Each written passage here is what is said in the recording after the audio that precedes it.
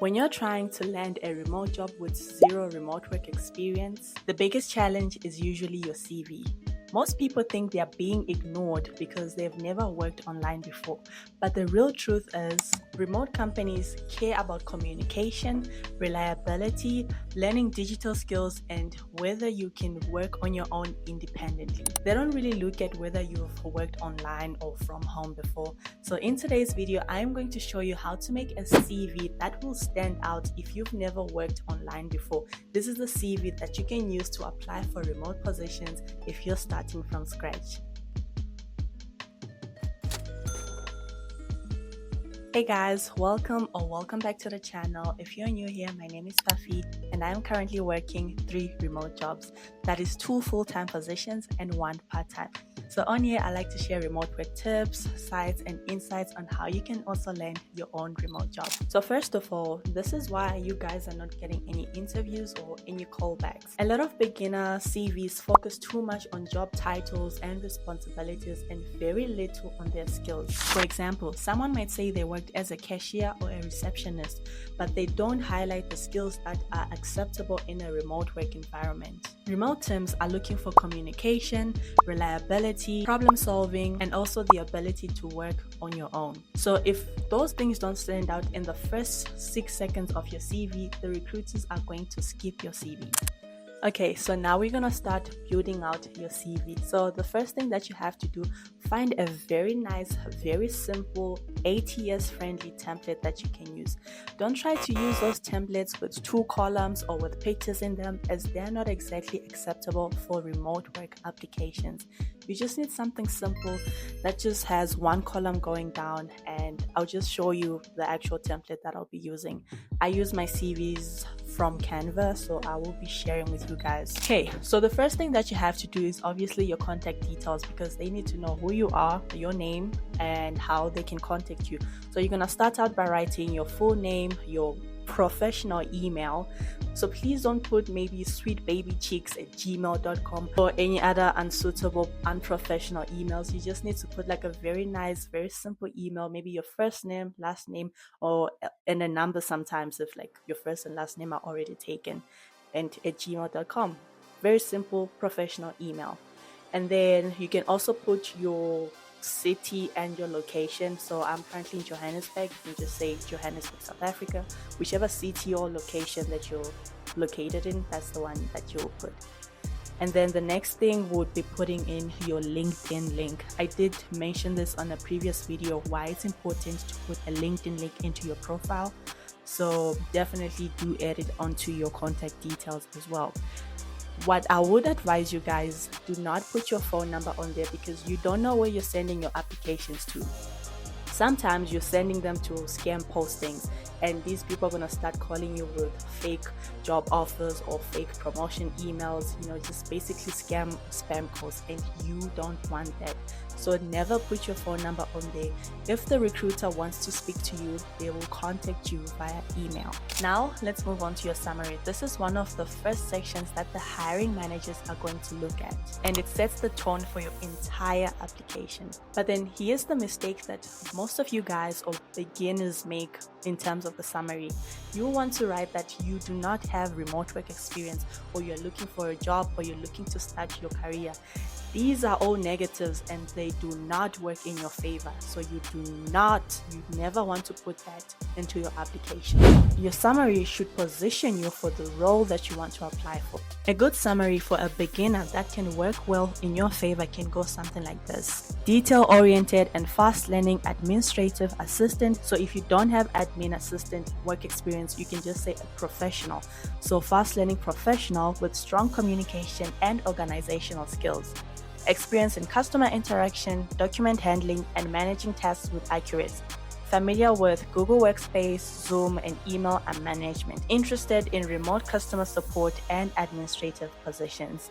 This is short, this is relevant, this already communicates that you are looking for remote positions. It's remote ready just by looking at this. You're not pretending to have experience that you don't have. but you are using the skills that you already have to frame it really nicely, to frame it in such a way that you are ready for a remote job. Now, let's talk about your skills section, because this is also another very important part. Even if you've never worked remotely, believe me, you already have the skills to work in a remote environment. If you've ever worked in customer service, that's communication that you already have. If you've ever worked in retail, that's multitasking, problem solving, and handling pressure. If you've ever worked in hospitality, that's time management, organization, and working with different clients. And also, if you've done school or university projects, that's already communication, that's research, and teamwork. You see, these are skills you already have. You just need to learn how to frame them for a remote position. So these are soft skills, communication, time management. These are skills you can't exactly measure or quantify. Now you need to pair those skills with hard or technical skills. These are things such as Zoom, these are Google Workspace, these are knowing how to use a specific software or even an app. So I believe after the whole COVID pandemic, we all learned how to use online meeting software. You might have used Google Meet, you might have used Zoom. Those are skills that you can place on your CV because they support remote work. Because with remote teams, you are going to be communicating using these remote online meeting softwares. And then you can put other things such as Asana or Trello. These are project management tools or skills that you can learn how to use.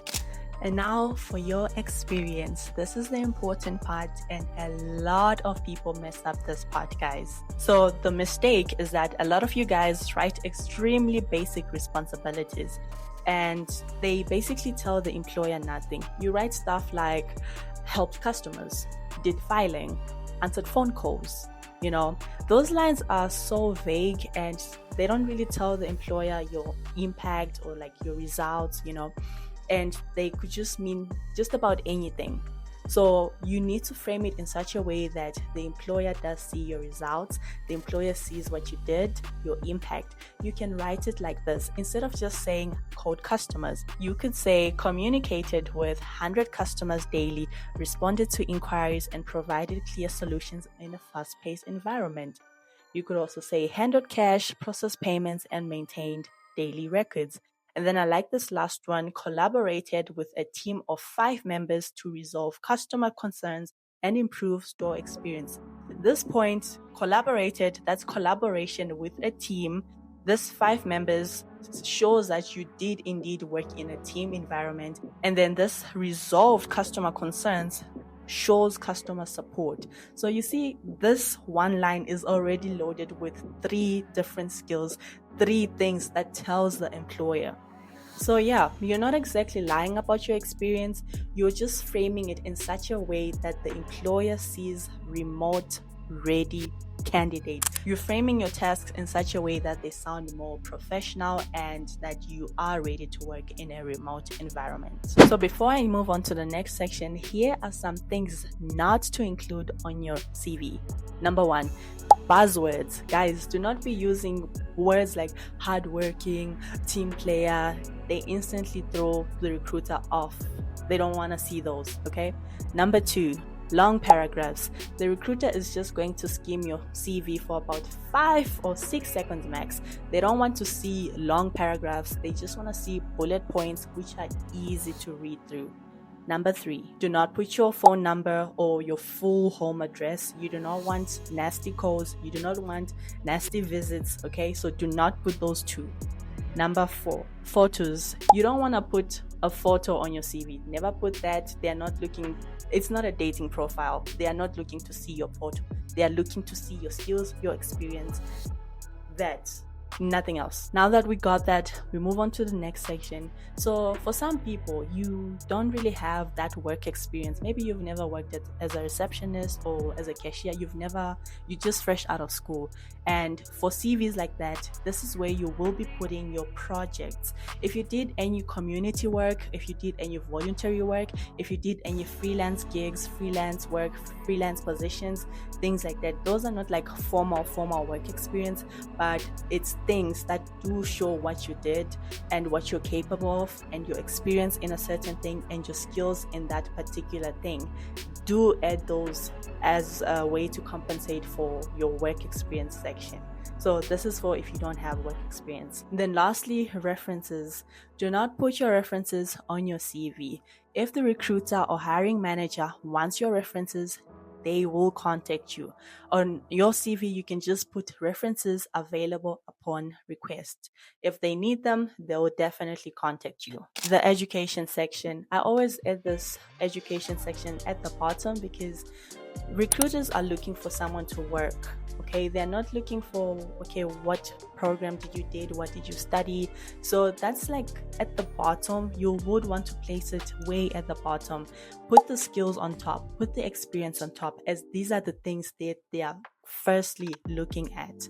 And then if they do enjoy reading your CV, they're gonna read all the way to the bottom. They're gonna find out where you learned, your school and all of that. But do put it at the bottom. For your education section, you're only gonna put your high school, the year that you attended, maybe, and also what program that you did. Do not expand your education section. I recently reviewed a CV and it actually had bullet points under the education section. Like, this person put about 3 or 4 bullet points, like, I was doing research on this, I did research on that. Do not expand your education section, guys. They are not going to read all of that. So if you keep all of these factors in mind, try to have your CV at least 1 page. 1 page if you have less than 3 to 5 years of experience. So everything that you want to do, the bullet points that you want to put, the titles, the projects, everything should fit in that 1 page. Again, the recruiter has like tens and thousands of CVs that they are reviewing. They do not have time to be scrolling through a 7-page CV. But you have an advantage if you have only 1 page on your CV, as that 1 page has your entire information that they could just quickly skim through. And now, once you've done all of that, you've created your CV, and now it's time to actually save it and send it to, maybe you're using LinkedIn to apply, or you're applying by sending an email. You're going to want to do this. Save your CV as a PDF. Do not save it as an image. Do not save it as a document. Save it as a PDF, as this is the best way, the best format that these recruiters are looking for when you send through your CV. Number 2, naming. Guys, I have seen CVs which were just CV for who? Because these recruiters are receiving a lot of applicants. So if you don't properly name your CV, they are not going to know whose CV this belongs to. And you don't want to make them guess, like, okay, could this be for this candidate? So put your first and last name, maybe for the position that you're applying for. Maybe you could say Fatima Guru, admin assistant, resume, and you're done. That's it. You don't need to just say CV1, CV2. Put your first name, last name, position, and resume or CV, and send it through. And if you're sending your CV through an email, please do not forget to attach that CV. And a lot of people forget this. And then one last thing, always make sure that your CV matches your LinkedIn. So if you put your LinkedIn profile link on your CV, chances are they might click on that link, and if on your CV you said, I worked as an admin assistant, but then we go over to your LinkedIn, we're only seeing bookkeeper position, that does not match up. They are going to have questions. So try as much as you can to match your LinkedIn profile and your CV. And that's how you build a remote ready CV, even if you have 0 remote work experience. So take these tips, take these tricks, and also the structure of the CV, and try it out for yourself. And yeah, guys, thank you so much for watching, and I will see you on the next video.